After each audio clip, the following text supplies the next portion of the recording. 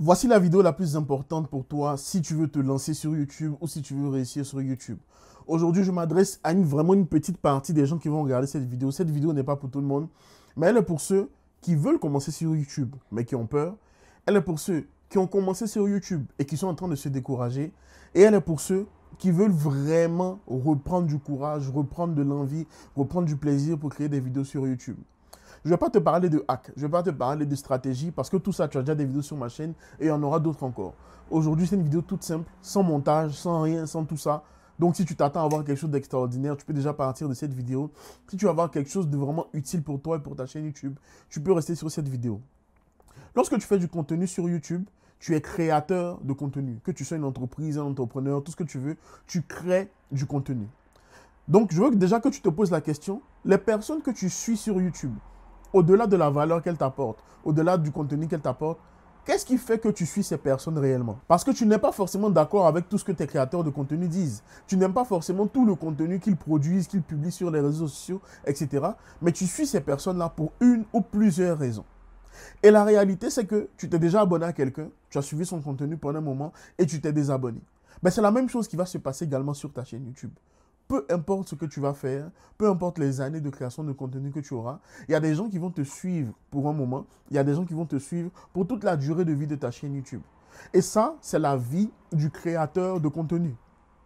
Les gens viennent, ils partent. De la même manière, tu n'es pas forcément fidèle tout le temps à la même enseigne dans laquelle tu vas aller faire tes courses alimentaires. De la même manière, pour la création de contenu, c'est la même chose. En plus, vu le volume, la quantité énorme de contenu qu'il y a de disponible sur Internet, forcément, les gens vont te suivre aujourd'hui et ne vont plus te suivre demain. Donc, le plus important, ce que tu dois prendre en compte, c'est que tu es créateur de contenu. Donc, créateur de contenu, ben, il y a deux parties. Il y a créateur et il y a contenu.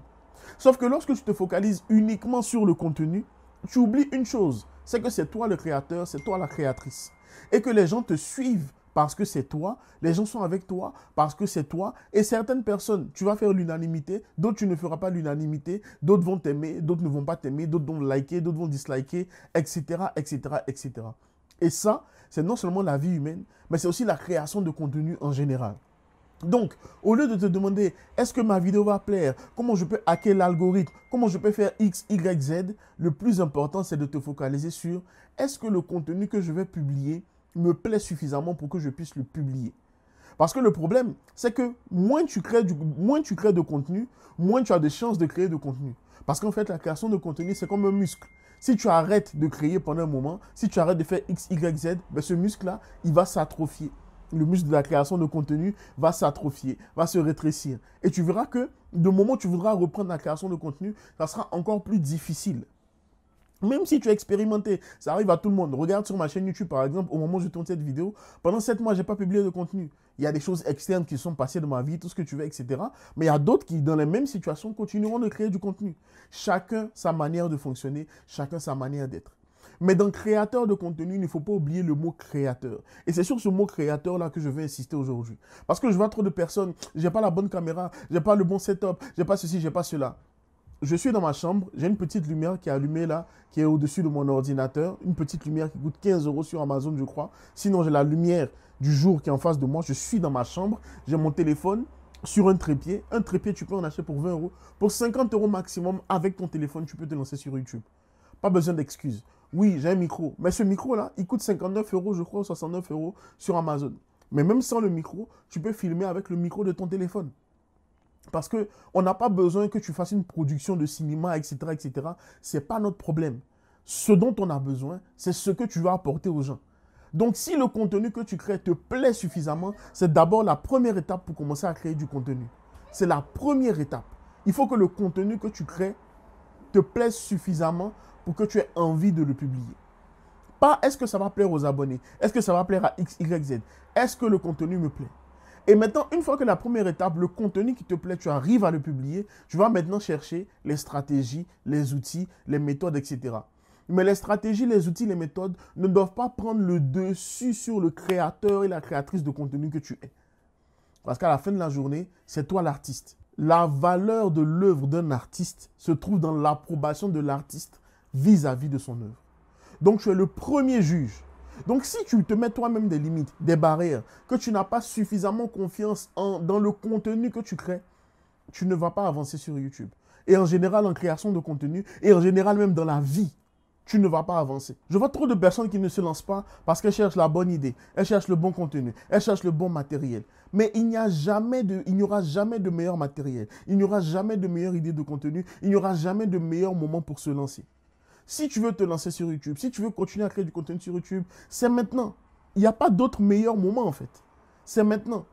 Et je veux t'encourager parce que ça ne touche pas que YouTube. Ça touche également d'autres domaines de ta vie. Tu verras que tu es paralysé dans d'autres domaines de ta vie parce que tu as cette même manière de penser là. Est-ce suffisant? Est-ce assez bien? Est-ce ceci? Est-ce cela? Et en fait, le est-ce assez bien, c'est par rapport aux autres. Tout ce que tu feras peut être critiqué et jugé par n'importe qui de n'importe quelle manière. Donc, autant se libérer de cette pression et publier ton contenu tout simplement. Ensuite, un élément qui est hyper important, sois toi-même. Moi, je suis quelqu'un, je peux être très énergique devant la caméra parce que l'énergie que j'ai en live, je dois l'augmenter un peu plus pour que ce soit visible à la caméra. Ça, c'est moi. Mais je regarde des vlogs silencieux. C'est-à-dire des vlogs où je ne vois pas la tête des gens et ils ne disent rien dans la vidéo. Ils mettent que du texte. Donc, si tu es introverti, ce n'est pas une excuse pour ne pas créer de contenu non plus parce que tu peux faire des slides, tu peux faire des PowerPoint, tu peux faire des choses où on ne voit pas ton visage. Tu n'es pas obligé d'avoir de l'énergie comme tout le monde. Tout le monde a sa place dans le milieu de la création de contenu. Tout le monde a sa place dans le milieu de la création de contenu. Va sur YouTube, va sur Internet, va sur ChatGPT, demande quelles sont les communautés les plus loufoques qui existent. Tu verras qu'il y a des gens, je ne sais pas, qui sont passionnés de trépied uniquement. Est-ce que toi, tu es passionné de trépied? Non. Mais si tu crées du contenu spécialisé trépied, il y a des gens qui viendront s'abonner à ta chaîne parce qu'ils kiffent les trépieds. Il y a des gens qui aiment les oignons. Il y a des gens qui aiment les tomates. C'est-à-dire, il y a des gens qui aiment les légumes en général, et il y a des gens qui aiment un type de légumes en général, et eux, ils sont fans de ce légume-là, ou de ce fruit, peu importe. Il y a des gens qui aiment tel type de vêtements, tel type de mode, ceci, cela.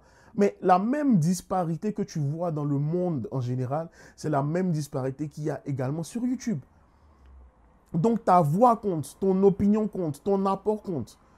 Tu verras dans ma vidéo que je prépare sur comment réussir sur YouTube en 2025, je te donne une statistique très simple. Sur les 113 millions de chaînes YouTube qui existent, il y a moins de 1% qui ont dépassé les 10 000 abonnés. Régularité, création de contenu, les gens ont peur, etc. Mais si tu es toi-même, que tu crées ton contenu régulièrement et que tu ne te soucies pas de l'algorithme, des hacks, tout ça, etc., tu fais juste ce que tu as envie de créer, tu verras qu'à un moment, ça va fonctionner. Le contenu viral, généralement, c'est quoi comme type de contenu? C'est les contenus que les gens n'ont pas prévus ou bien n'ont pas planifié pour la viralité. C'est du contenu spontané. C'est du contenu qui met en valeur la personnalité de la personne. Et la vidéo fonctionne. Si tu veux te lancer sur YouTube maintenant ou en 2025 ou dans les années à venir, commence d'abord par cette vidéo. Est-ce que tu penses que tu as suffisamment confiance en toi pour publier ton contenu? Même s'il est imparfait, même si le montage n'est pas fou, même si la caméra n'est pas folle, même si le son n'est pas le meilleur. Commence là où tu es avec ce que tu as et améliore au fur et à mesure, tout en restant toi-même. Créateur de contenu, oui, mais créateur et créatrice d'abord. Voici 2 autres vidéos qui vont certainement te plaire pour ton parcours et ta création de contenu sur YouTube. Et moi, je te dis à la prochaine vidéo. Ciao!